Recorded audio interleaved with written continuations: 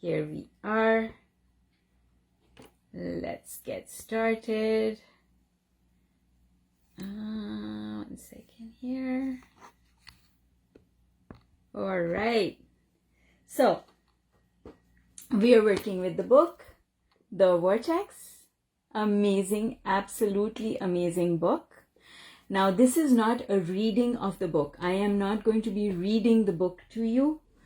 I will read sentences from the book from time to time, and predominantly what this is going deep into the understanding of what Abraham is trying to teach us through this book. Because I'll tell you, every sentence of this book has a lot of depth behind it. And what my objective here is to uncover that depth. Okay, so let's get started. The section we are starting to work on today is part 2 of the book, Mating and the Law of Attraction, the perfect mate, getting one, being one, attracting one. Let's begin. We are on page 77 of the book, and it starts with the title, Why Haven't I Yet Attracted My Mate? And Jerry is asking Abraham a question. Jerry says, as humans, we seem to be driven towards the idea of coupling or mating, even from rather early in our experience. You have called it co-creation, but it seems that many people, or even most people, struggle with this subject of mating. Many worry about finding the right mate or worry that they may not find a mate at all, while many others are already involved but in rather unpleasant relationships. So what would you say to the large mass of people who are single, who haven't found a mate and want to, or to the large percentage of people who do currently have mates but who find their relationship unsatisfactory? So Abraham says, in response to Jerry's question, you intended to interact and co-create. You intended to interact and co-create. That doesn't necessarily mean mating. It doesn't necessarily mean having a romantic or sexual relationship. Co-creation does not have to involve that. We absolutely cannot live our life without co-creating with other humans. And we have all sorts of relationships, right? So, our intention in coming to planet Earth was to co-create, but that doesn't necessarily imply that you have to mate. Okay, so Abraham says, when you want to be joyful and you remember that your joy is not dependent on the behavior of others, and you consistently look for good feeling subjects, but then you worry about not finding a mate, how are you going to find one? Right?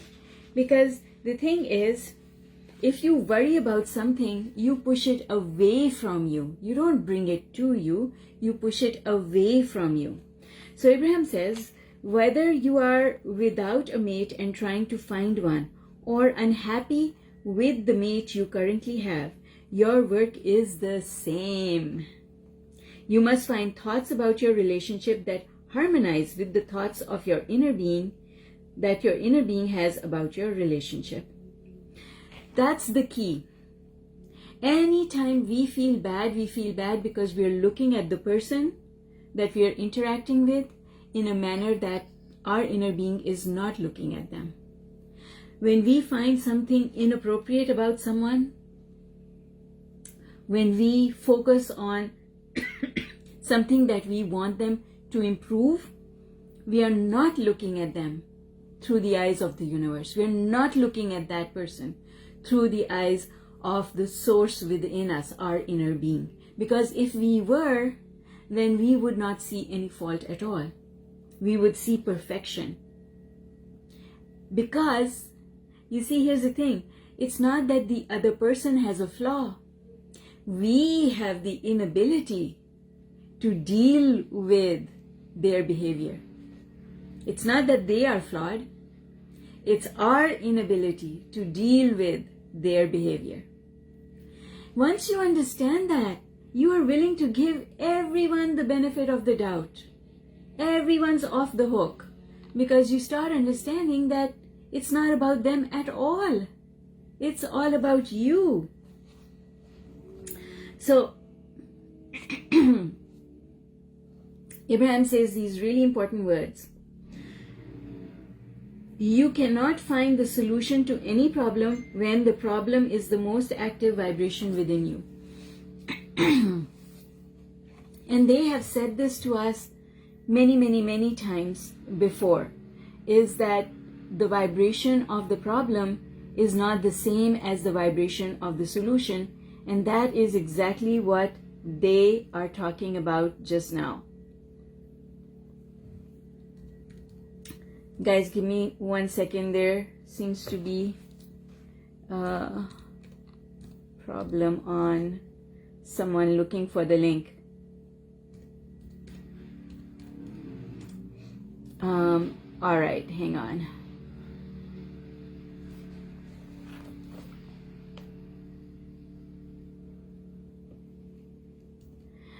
So,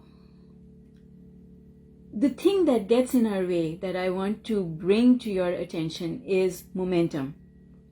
Momentum is what prevents us from looking at the positive aspects of people and ourselves. Momentum. Where does momentum come from? Momentum comes from thinking thoughts that we have been thinking for a very long time. Every time we think that thought, we add momentum to it. So if we have been talking about being alone for a very long time, or if we have been focusing on a partner that we have in a manner that is less than satisfying, then those thoughts have momentum. Momentum is a car moving really fast. I'm going to go back and remind you of the analogy that Abraham uses very frequently, and that is the analogy of the car at the top of the hill. When the car is stationary at the top of the hill, it does not have any momentum at all. When you nudge it just a little bit, momentum hasn't yet started, so you can stop it by coming and standing in front of it. But once that same car is pushed and it starts going down the hill, it's gathering speed. And when it's gathering speed, you cannot come and stand in front of it, because if you try to do so, you would invariably get flattened in the process.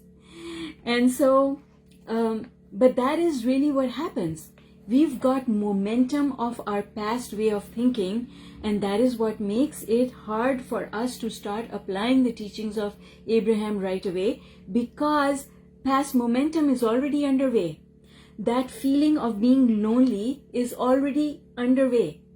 It's moving forward with a lot of speed. So the first thing that has to happen is for that momentum to subside, because when a car is going that fast, you can't just turn.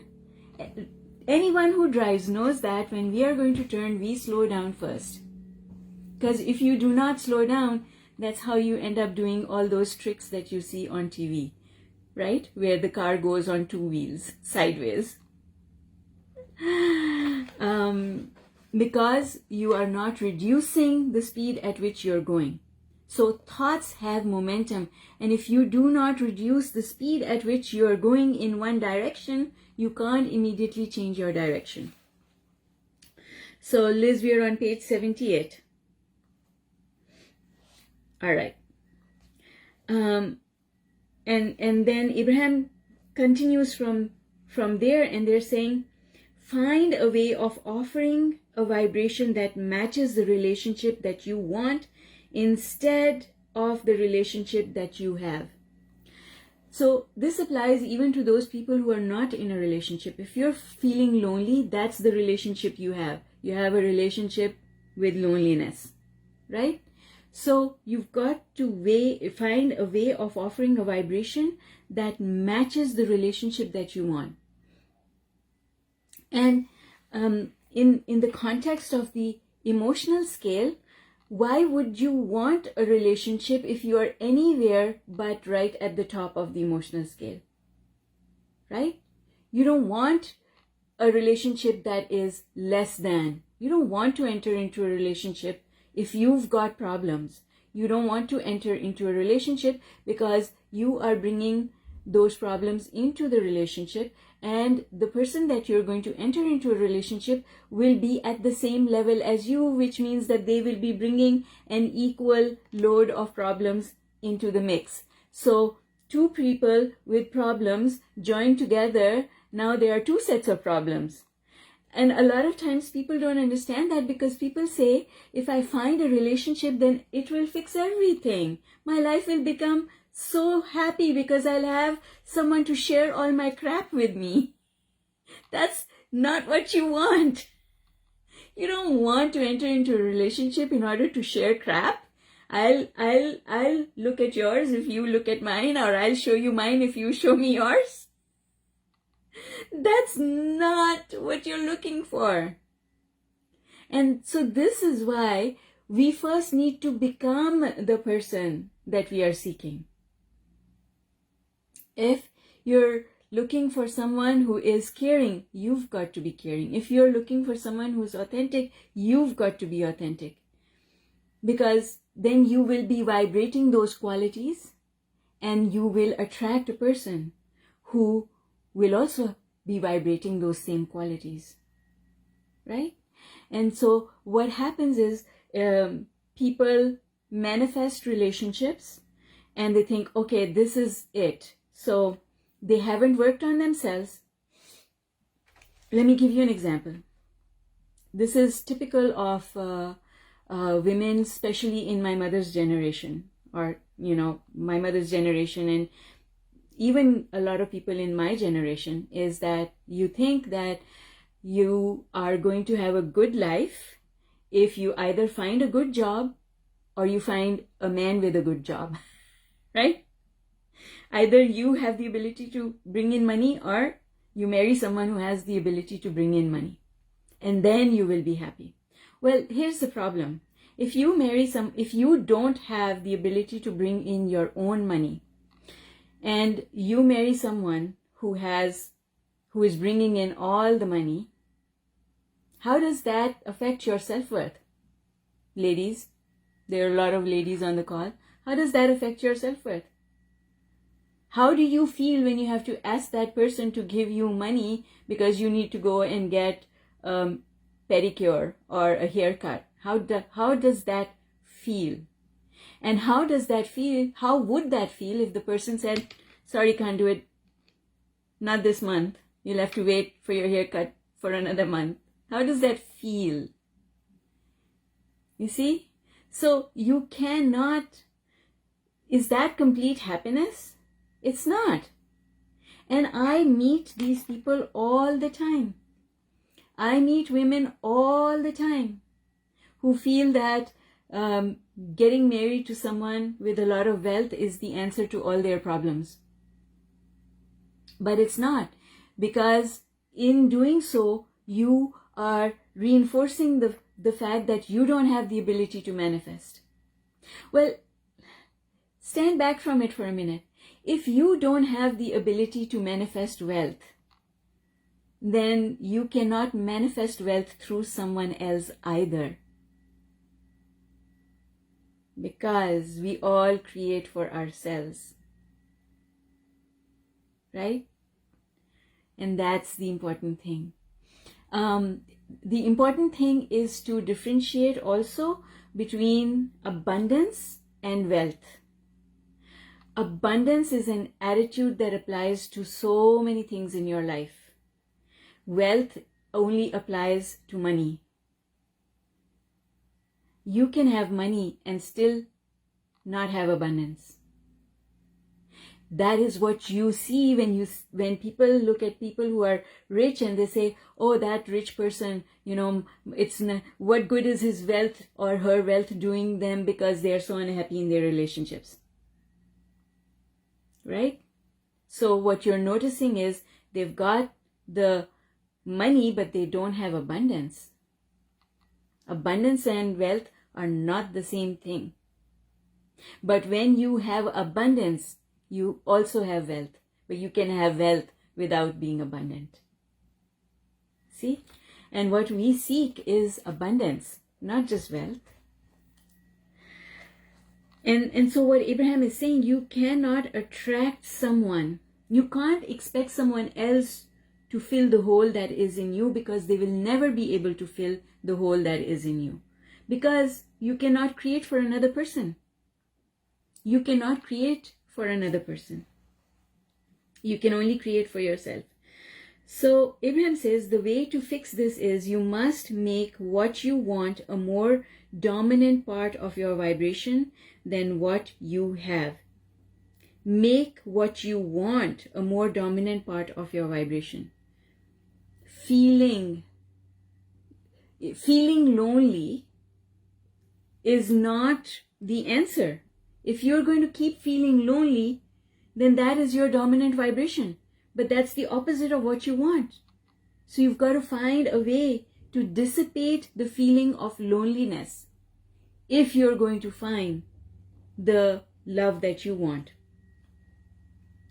So in the end, they say, this is the second last paragraph and the last line there, until you have tended to the relationship between the non-physical you and the physical you, no other relationship can be satisfying. Right? And why do we say that? Our relationship with God comes first, right? I mean, if any of you have been raised in a religious atmosphere, then you were taught that your relationship with God is the most important relationship in the world. But really what they're talking about is that relationship with your inner being. Now I understand that. Now I understand that that's what it means. Because unless you have a relationship that feels comfortable and loving with your inner being, you don't have self-worth. And then that's when people will walk all over you. Your feelings will get hurt because you're a doormat, basically. Because you don't have self-worth. When you have self-worth, you don't worry about what other people are doing and how they are behaving. It doesn't matter to you. And the reason it doesn't matter to you is because you're looking at everyone and everything through the eyes of Source. When you do that, you stand firm. So, then Abraham says, when someone holds you as their object of attention and they are appreciating you, it feels good to you and it should feel good to you. There's nothing wrong with someone adoring you, showering gifts on you. There's nothing wrong with that. Enjoy that, absolutely. So then they say, in their appreciation of you, they are in alignment with their broader perspective. You see, this is very important to understand. It has nothing to do with you. When someone is loving towards you, that means they are in alignment. It has nothing to do with you. But if you start depending on that, now you can't live without it, but you have no control over it because it was a result of their alignment, not your alignment. So this is why our own personal alignment is so important. Because if you are personally aligned, it doesn't matter to you how someone looks at you. Because you are aligned. We should not be dependent on someone else's ability to be aligned. We should be dependent on our own ability to be aligned. Right? That's where true power is. So that's what Abraham is saying here is, but if they look away, tending to something else, or they lose their alignment by seeing a flaw or a fault, you may feel like a puppet whose strings have been dropped, you no longer buoyed up by the behavior of another person. You never want to be in that sort of a situation, you know. And the sad part is that we are taught these things. There are these popular philosophies, for example, this thing that the honeymoon period, and then the honeymoon is over. We use that, right? That okay, this is the honeymoon, and then the honeymoon's over and reality starts. Well, guess what? No, it should not be there. That should not happen, because what that means is during that honeymoon period you are adoring of each other, and then you come back into reality, which is actually training you that honeymoon is going to end. But guess what? Truly living life means the honeymoon should never be over. You should be able to appreciate each other the same way. This is how people drift apart. Because during that honeymoon period, the other person is showering their attention on you. Then you come back to what you call your reality. They go to work, you go to your work. Now you don't have time for each other. And after a while, you feel like you're drifting apart. But then that's because you became dependent on that. You became dependent on that. Don't become dependent on it, and then the honeymoon will never be over. Right? Okay, so, and that's what Abraham is talking about at the top of page 79. If you're dependent upon their appreciation to feel good, you will not be able to consistently feel good, because no other person has the ability or wants the responsibility to hold you as their singular positive object of attention. Nobody wants that responsibility. Oh my God, this is the one thing that mothers do that make their job miserable, make their life as mothers miserable, is because they make the child dependent on them by always being there, by always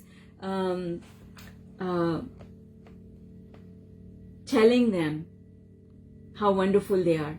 Let the child tell themselves that they are wonderful. You know, we shouldn't need to prop them up all the time, because then they become.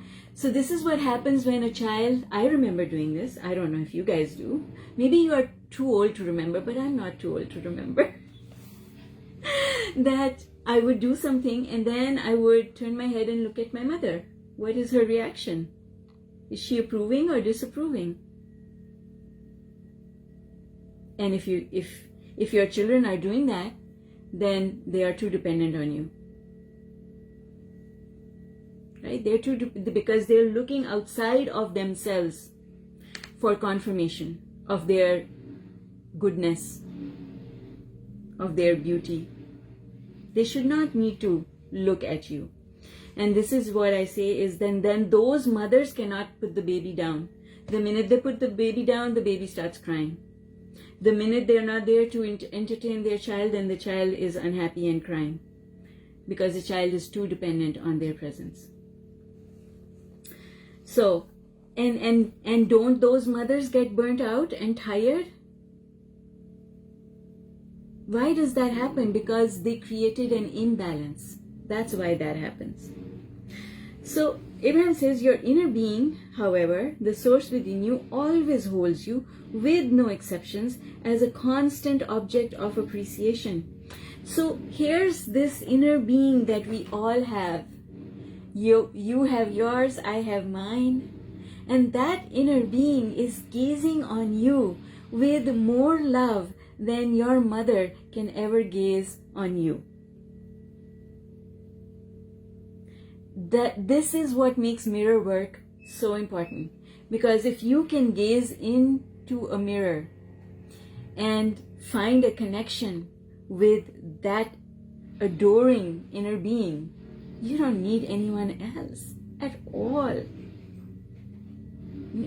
It's not the easiest thing to do. Because the first thing that happens when you start doing mirror work is that you see the reality of your physical countenance. But as you keep doing the mirror work, you have to look past the physical into your eyes to find the soul that is behind that curtain.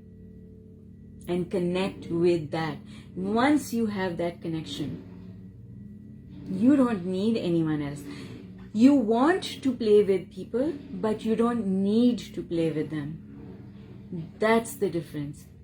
Wanting and needing are two very different emotions. Needing means I can't survive, I can't breathe. I need air because I can't breathe without it. Needing. We should not need people. Wanting people is a very good thing. Be social, want people in your life. You don't have to need them. The minute you start needing people, then you're becoming dependent on them. Rochelle is saying there must be a sort of cutoff point where the child is no longer mollycoddled, held to stop crying. I see it all the time at the laundromat. And Mercedes is saying, what is mirror work? Mercedes, there is a video on my YouTube about mirror work, and I will explain it to you a little bit here. Rochelle, the answer to your comment there, or question, is that we should absolutely love our children. We should just not make them feel dependent on our love.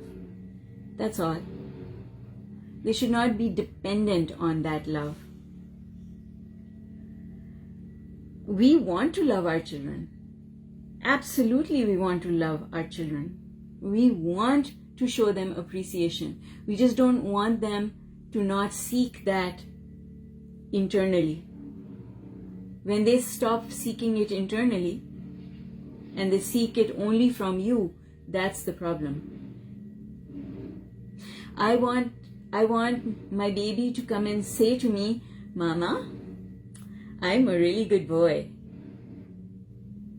Instead of coming to me and saying, Mama, am I a good boy? You see? There's a difference. In one instance, he is informing me. In the other instance, he is asking me if it's true.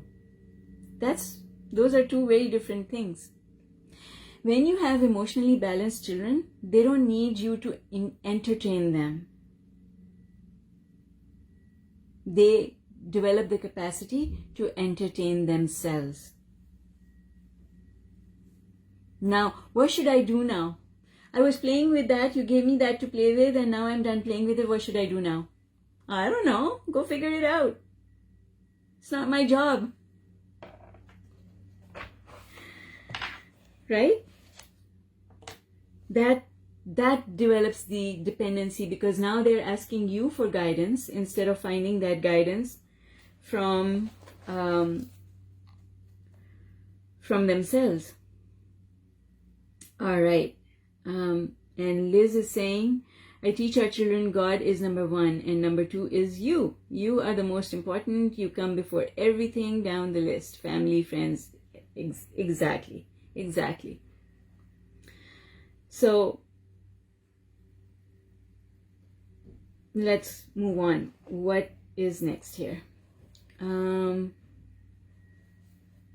Most people from an early age, okay, so this is something really important that Abraham is saying here. Most people from an early age develop an expectation that at some point in time they will get romantically involved and they will get into a relationship. So it's an expectation. People have this expectation. But then Abraham says they call it settling down. They call it settling down. Oh, you're going to settle down. And then Abraham says, which indicates a somewhat negative expectation of giving up some freedom and some fun. So, when you feel that you're giving up your freedom, freedom is what life is all about. Anytime you feel that your freedom is being taken away from you, you run. You don't want to be locked down, right? So, what Abraham is saying is that the biggest problem when you think about calling it settling down or taking on responsibilities, have you heard men talk like that? That now they're getting married, so now they're going to have responsibilities. which responsibilities pin you down. They take away your freedom.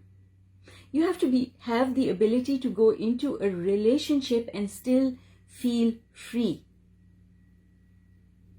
Free to still do what you want to do. And when you do things for others, you do it because you want to, not because it's the pain of a sword hanging on over your head. Not because of that, right? Because that kind of a thing sucks the joy out of everything. So why do a lot of mothers encounter burnout? Why? Well, because they gave their oxygen away. You can't give your oxygen away. You first, as Liz said. You first. Then other people. So if you feel that your joy is being robbed because now you have responsibility, you're not going to want to go there. Or if you do go there, you're going to feel that now you've lost something.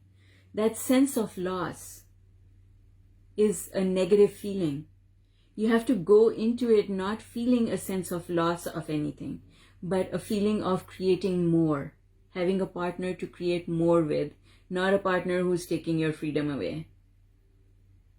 Right? There's a difference in looking at it that way. Now I need to ask my partner for permission to go hang with the girls or hang with the boys. It shouldn't be that, because that is suffocating. That is what takes your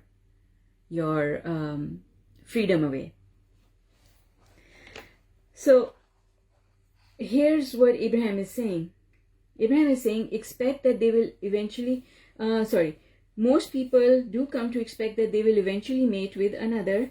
They often do not look forward to the loss of freedom they have also come to expect. And the reason is because when they observe the majority of the relationships that surround them, they do not see those relationships as providing joy and satisfaction and freedom, which is the very basis of who they are and what they want. So I don't know about you guys, but take a look at your parents' relationship with each other. Did you find them feeling free, or did you find them feeling constrained? A lot of children grow up in an atmosphere where they don't observe their parents being happy. They actually observe, and Abraham talks about it over here, that children observe their parents complaining about their partners to the neighbor or a friend. Children are always listening in the background, and if you're complaining, they are picking up. And that's what they're learning that this relationship is about. They're always listening. Rochelle is saying, I just wonder how early we ask them to develop the guidance within themselves. Well, the thing, Rochelle, is never to replace that guidance. If you never replace it with yourself, then they will always have it. So many mothers understood, but what age do we stop the holding if they cry? Well, the thing is,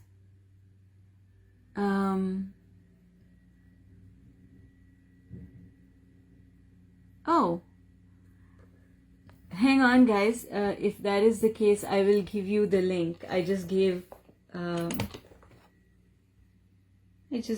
don't have another meeting going on.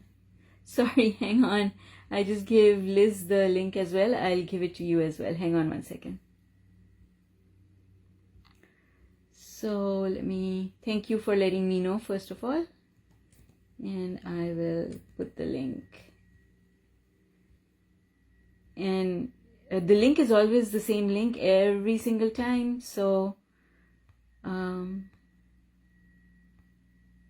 now I can't see myself on Facebook, so I don't know. I'm going to go to the event in the group, and I'll just post the the link right there in the comments under the event. Add a post. Here we go. And I'm putting the meeting ID, so you can use that to join the Zoom meeting. All right, I hope that works. So,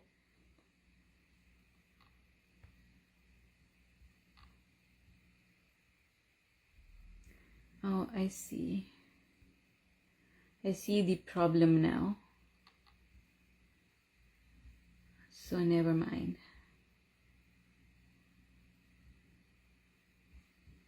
Because it hasn't copied the description over. Okay. There we go. Back. So, Rochelle, your question, at what stage do we stop picking up the child when it's crying? The thing is not to pick up the child when it's crying. I know I didn't learn it in time to practice it for my own 2 kids, but now I know better. When a child is crying, you know if it's time for a feed, whether they're asking for milk. You check if they need a change. And that's it. If they don't need those 2 things, then picking them up is optional. And the more you train them to stop crying on their own, the better off you will be. Haven't you seen those mothers who can't?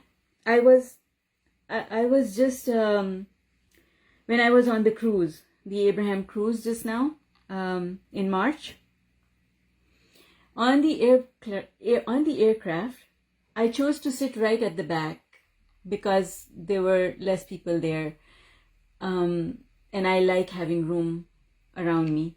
And in front of me, the seats were empty. There was no one sitting there. And then 2 people came with a baby and they sat in the row in front of me.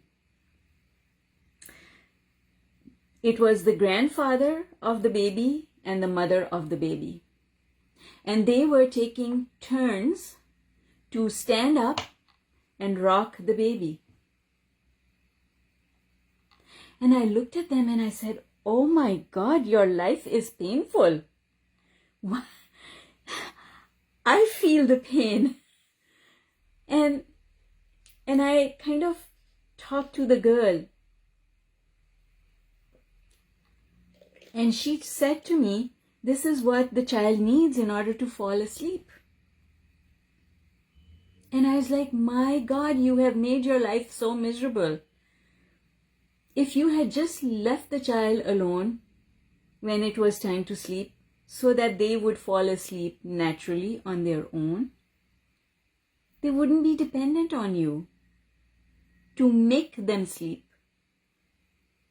Falling asleep should be the most natural thing. So, if the child does not need to be fed, they don't need to be cleaned, let them figure it out. Trust that they have the ability to figure it out. Because they do. They do have the ability to figure it out. We don't have to figure it out for them. This is, so you start right when they're born. You start right when they're born. Right when they're born, you give them the ability to depend on their own source and not on you. Okay, so then, Abraham says these really important words. I have heard these words so many times over. Sometimes people feel that they are not really complete until they find another person to share their life experience. But that is not a good basis for beginning a new relationship. It is another example of you cannot get there from there. In other words, if you are feeling inadequate and therefore looking for another person to complete you, so to speak, the law of attraction must find another person who is also feeling inadequate. How is that helpful? Now, when 2 who are feeling inadequate come together, they do not suddenly begin to feel adequate. The basis of a really good relationship is two people who are already feeling very good about who they individually are. Then when they come together, they are a couple who feels good. And that is important. That is important. So,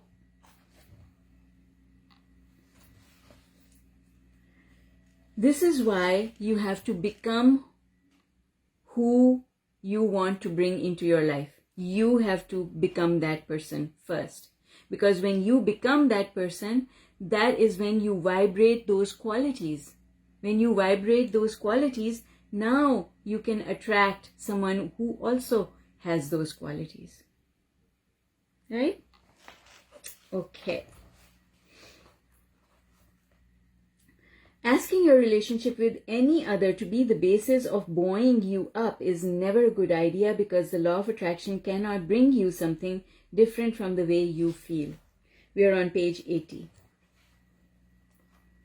If you are consistently feeling bad about yourself or about your life and you enter into a relationship with another to make it better, it never gets better. The law of attraction cannot bring you a well-balanced, happy person if you are not yourself already that. The law of attraction, no matter what you do or say, will bring to you those who predominantly match the person who you predominantly are. Everything that everyone desires is for one reason only. They believe that they will feel better in the having of it. We just want you to understand that you must feel better before it can come to you, not after. It cannot come to you unless you first become it, unless you first vibrate it.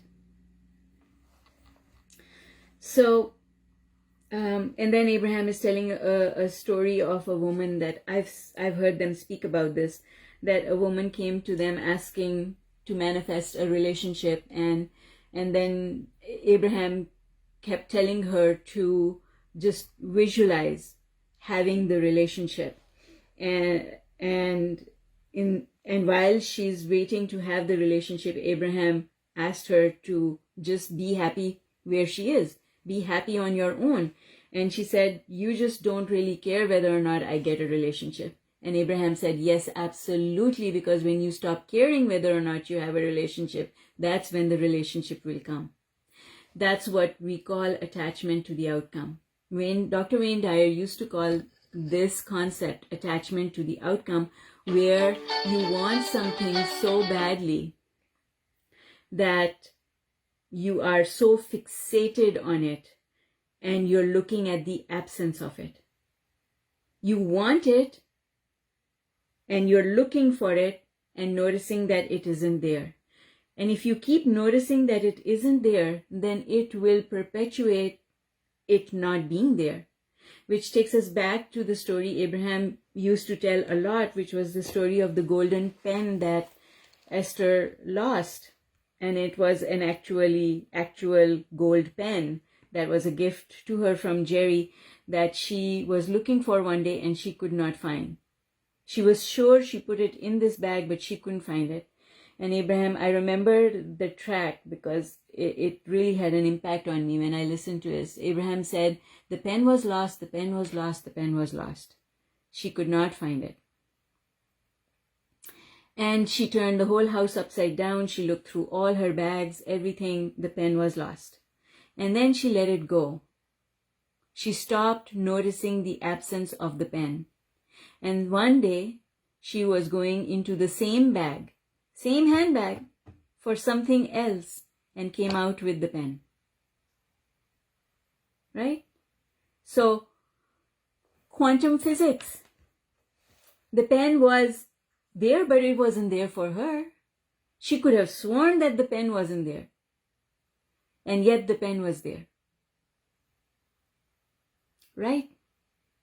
So the thing is, if you keep noticing the absence of something, and you keep telling yourself, it's not there, it's not there, it's not there, then it cannot be there. You will not find it even though it is right there. How many times has it happened to me? So many times that there's this piece of paper I got a client to sign something, and it was just one piece of paper, and it got mixed up with all my other pieces of paper. Right? I can remember gathering everything from my desk because I'm locking everything up because it's time to finish work. And then the next day, because I bundled everything up together, now I'm going through and I can't find that one damn piece of paper. Where is it? It's in that pile. I know I put it in that pile, but I can swear to you it's not in the pile. And then I just know now that I should not look, because as far as I'm concerned, it's lost. So then I just call my assistant and I tell her, I know it's right there under my nose, but I can't see it. Can you please check? And she gets it in like a minute. Takes her less than a minute to go through the pile and find the piece of paper that I'm looking for. It exists for her, but not for me. Why? Because she's not looking at it from the point of view of having lost it. That's right, Liz. It hides in plain sight. Yes, that's exactly what it means. It's right under your nose, but you can't see it. So, and you know, it happens to people as well. It happened to Esther and Jerry. They were right under each other's noses. But they didn't discover each other until much later. Right? You've seen that happen. People know each other for so many years. I know so many people who tell me, oh yeah, we were together in high school and you know, we never considered having a relationship, and now here we are getting married. Right? So, right under your nose. But you couldn't find it because you were not practicing the right vibration of it. You were not focusing the right way. So even though it was right there, you could not see it. All right. It is amusing to us that people often seem to protest that happiness is a very big price to pay for successful outcomes. Those are powerful words. It is amusing to us that people often seem to protest that happiness is a very big price to pay for successful outcomes. That is especially amusing to us because we know that the reason for every success they seek is because they believe they will be happier in the achievement of it. So, you know, like when people talk about, oh, hard work, you have to struggle to make something, meaning you are paying for your success by giving up your joy. But the problem is, if you give up your joy, your task becomes so much harder. Right? When you discover that your happiness is not depending upon outcomes of others, but that it is simply the result of your deliberate focus, you will finally find the freedom that is your most intense desire. All right. And in the end, what they're saying in the italicized words at the bottom of the page is, action taken from a place of lack is always counterproductive. So if you're not in alignment, there is no point in taking action. First, work on yourself, go up the emotional scale, and when you are high on the emotional scale, that's where you take action. Prepare yourself for the action that you want to take. Prepare yourself vibrationally for the action that you want to take. Think about it this way. When you want to acquire a skill, you acquire the skill because there's something that you want to do. So you acquire the skill in order to be able to do that task. Right? Well, in law of attraction, for anything at all that we want to do, we have to prepare ourselves. Just like someone acquires a skill because they want to do something. We want to prepare ourselves for that thing by acquiring alignment.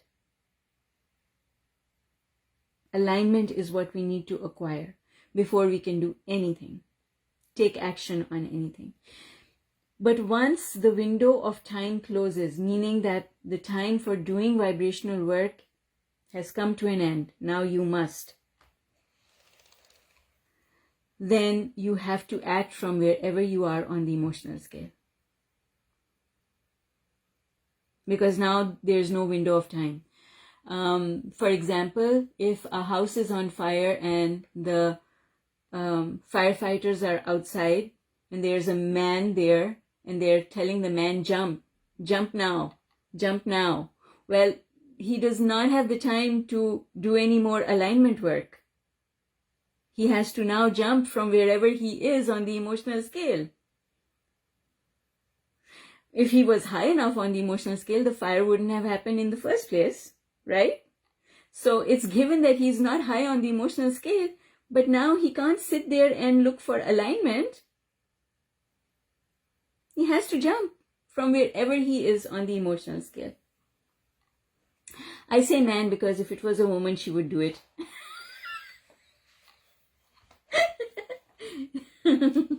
No. No. Just being funny. Okay. If you do not currently have a mate, you are in the perfect position of bringing yourself into alignment first. That's because pre-manifestational work is always easier to do than post-manifestational work. Because when you're doing pre-manifestational work, you're only working on one thing. When you're doing post-manifestational work, you are working on two things. When you're doing pre-manifestational work, you are just working on going up the emotional scale and creating alignment. When you're doing post-manifestational work, in this example, it would be that you're already in a relationship and now trying to fix the relationship. Well, now you have to do two things. First, you have to stop the negativity, then you have to create positivity. Right? So you have more work to do in the post-manifestational stage than if you are in the pre-manifestational state. So that's basically what Abraham is saying over here. If you do not currently have a mate, you're in the perfect position of bringing yourself into alignment first before attracting another person who will surely amplify the way you feel. Then in the second paragraph there, Abraham is saying that people are often eager to find their mate immediately, even though they are not currently feeling good about themselves. They even believe that finding a mate is the path to feeling better about themselves. And this is, like I was talking to someone the other day, and she was like, I see all these pictures, my cousins and my friends are getting married and people are having babies and I'm not, and the clock is ticking. So she's believing that finding the mate is the path to this idyllic lifestyle. But it's not. And if you feel that way, then you're actually preventing it from happening, right? So that's what they're saying over here. They even believe that finding a mate is the path to feeling better about themselves. So she is feeling bad because she doesn't have what other people have. She would like to have it. But if she keeps feeling bad about it, it can't happen. That's the issue. You have to stop feeling bad about someone else having the thing that you want. Because if you feel bad because someone else has it and you don't, then you are pushing it further away from yourself. It's not going to bring it to you. Everything works the same way. Relationships, money, everything works the same way. People who don't have wealth and they want wealth, if they keep pointing fingers at people who have wealth, then they're just pushing wealth away from themselves, because anytime you feel bad, you push the thing that you want away from you. All right. So then Abraham is saying, make peace with where you are now. Make peace with where you are by attenuating any and all positive things that are currently happening in your life.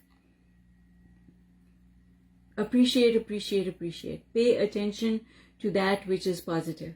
And that's all you need. Make peace with where you are. Accept where you are. Know that you created it. You are where you are because you created it. Nobody did it to you. You created it. If other people are having a different experience, it's because that's the experience they created. And it's okay. It's okay. So Abraham says, it is our promise to you that as soon as you begin to really like yourself and you cease your incessant awareness of and subsequent discomfort about the absence of your mate will come. That too is law. And that's the thing. You can't feel bad about something and have it come. This is why a lot of people who experience financial difficulty, the fact that they feel bad about not having money is what is preventing them from having money.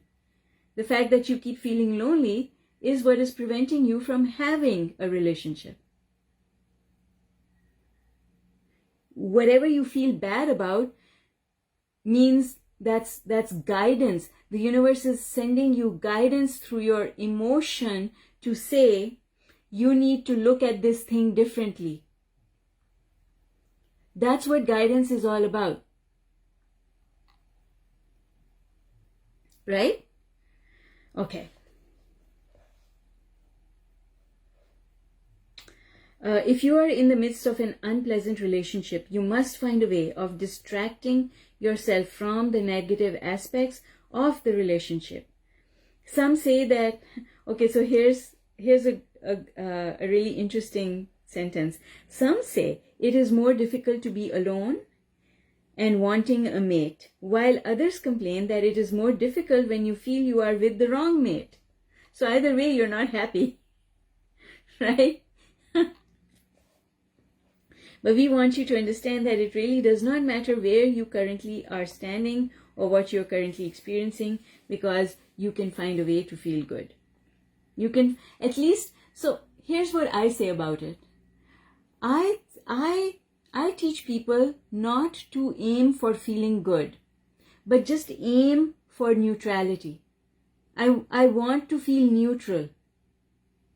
I want to feel neutral. Aim for neutrality before you start aiming to feel good. Because if you're feeling bad, feeling good is the opposite, and it's very hard to go there. When you're feeling extreme anger, the important thing is to let the anger subside. At that point in time, to say, I'm so angry with you, to tell yourself, but I must love this person that I'm so angry with, it seems impossible. It's too big a goal. A better goal is to aim for neutrality. If something upsets you, your goal should be to become neutral about it, not to have any negative emotion about it. That's the goal.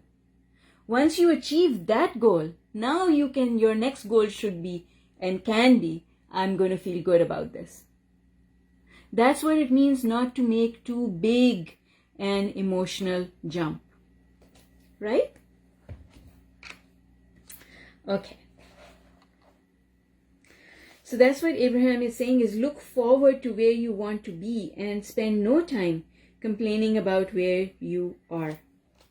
Because the universe makes no distinction between the thoughts you think about your current reality and the thoughts you think as you dream of your improved life. Because the universe is responding to your vibration, and every thought you think generates a vibration, and the universe is therefore responding to every single thought that we think. Every single thought has a response. So what type of thoughts do we want to think? We want to think thoughts that we know will bring us a positive response. That's what we want. Yes, Mercedes, go ahead. You have a question? Can you, you are already in this last paragraph on the other page where it says, make your active vibration be about what you do want. Yes. And notice how quickly your life changes. Isn't that to be attached? Okay, so I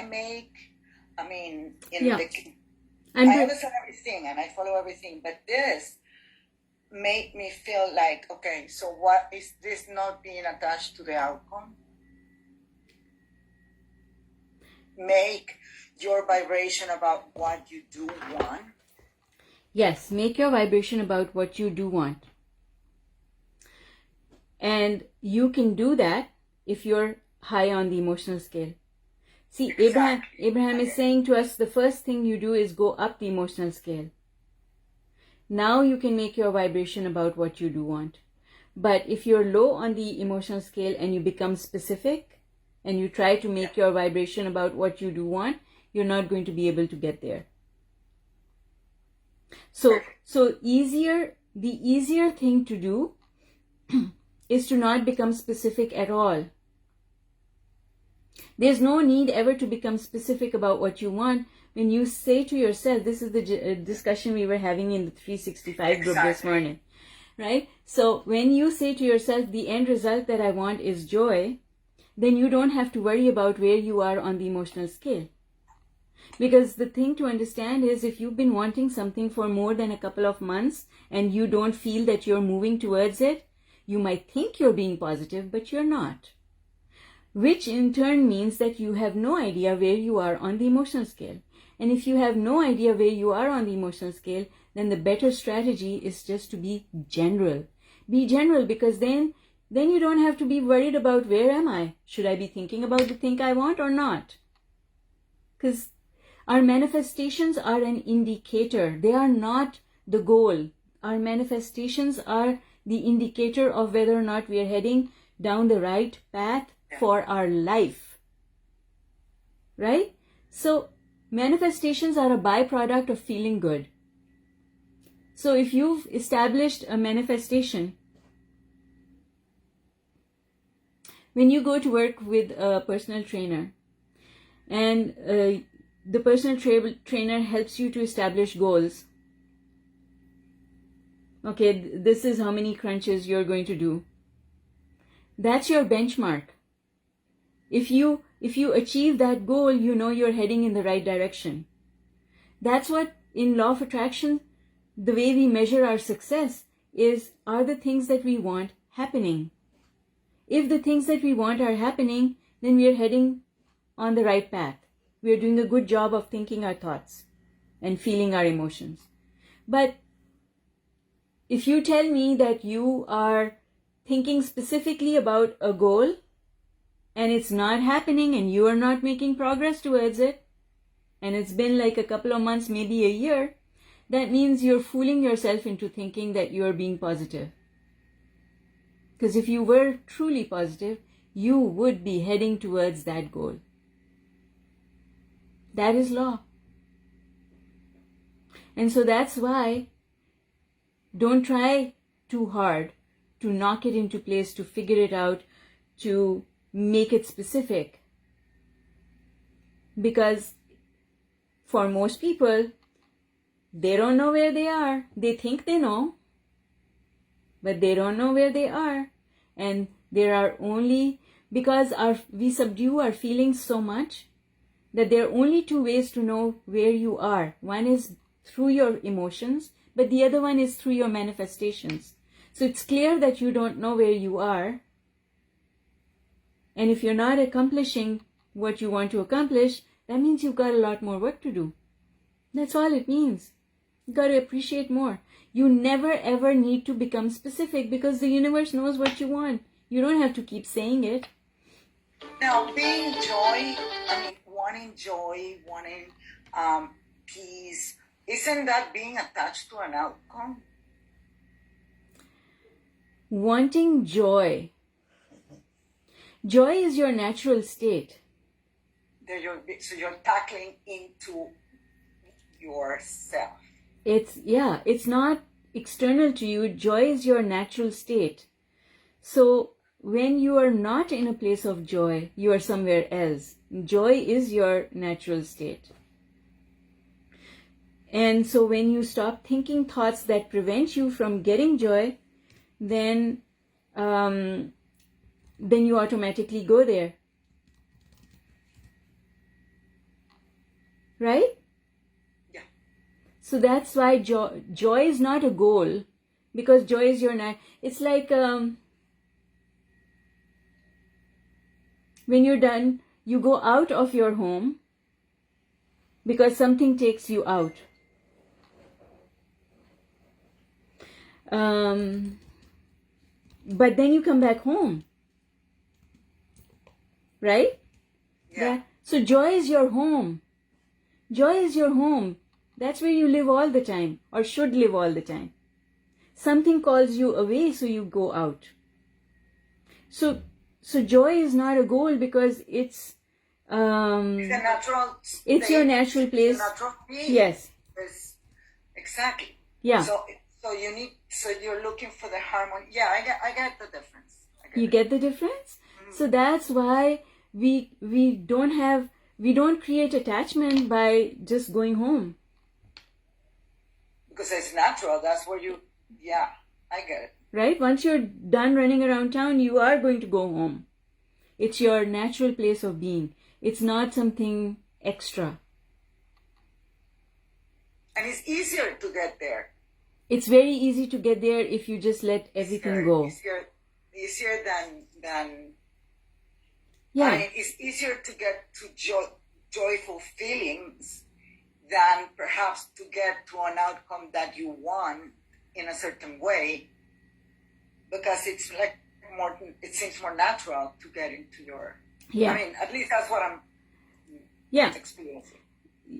Yes, and to bring it all full circle, if something that you want has not happened in 12 months, that means you're fooling yourself into thinking that you are a positive person. If you're not making progress towards it, then you really don't know where you are on the emotional scale. That must be very bad. Well, no, I was like that. That's exactly where I was. I did not know where I was on the emotional scale. Oh yeah, that I understand. Right?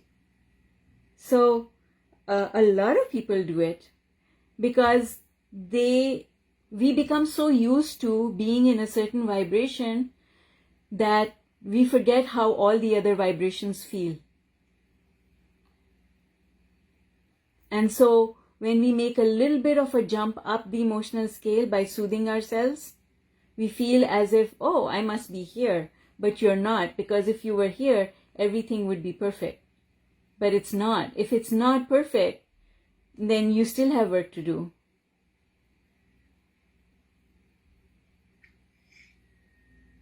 Right? And when once you understand that the work never comes to an end, you just have to keep doing it. Because if you just keep doing it and you make it a way of life to do the work, then you're creating positive momentum. Little by little by little, you are creating positive momentum. One day, that positive momentum is going to go whoosh. Right? In reality, what happens is we create a little bit of positive momentum, then we create a little bit of negative. Then we create positive, then we create negative. And if we keep being conscious of how we are doing the work that we are doing, what starts happening is we create positive, positive, positive, and then a little negative. But positive, positive, positive, then a little negative. So it doesn't bring us all the way down. We are now building positive momentum. But when people don't know how law of attraction works, or if they are not doing a good enough job of it, they are positive and then they don't even know when they're going negative. So they stay in the same place. They think they're doing the work because they're appreciating, but they don't know when they go off on autopilot and they do a lot of negative creating, even simply by telling a story. This is the discussion in the 365 was just focus on the happy ending, right? Don't tell the story in between. Just focus on the happy ending. So that's why it's important to always be mindful of the way you're feeling and watching your thoughts for them to be positive. And if something is out of track, then so that, right? Exactly. So that's why that's what makes mindfulness so important. The more mindful we are, the more present we are, then we can tell whether we are adding positive momentum or taking away from it. But if we don't know, then it's just all haphazard. Right? Yes, awesome. Perfect. All right, folks, I am going to close the call. Love you all lots, and I will see you next week. Bye. Thank you. Bye-bye. All right, people on Facebook, thank you for joining me, and I'll see you next week. Bye for now.